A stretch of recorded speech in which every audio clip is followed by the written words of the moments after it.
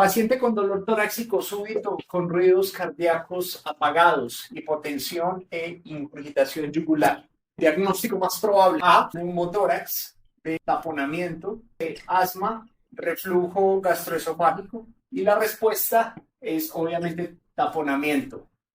Hipotensión, ingurgitación yugular y ruidos cardíacos velados, taponamiento, donde el líquido reduce el gasto cardíaco y limita el llenado diastólico. Es una causa de shock obstructivo.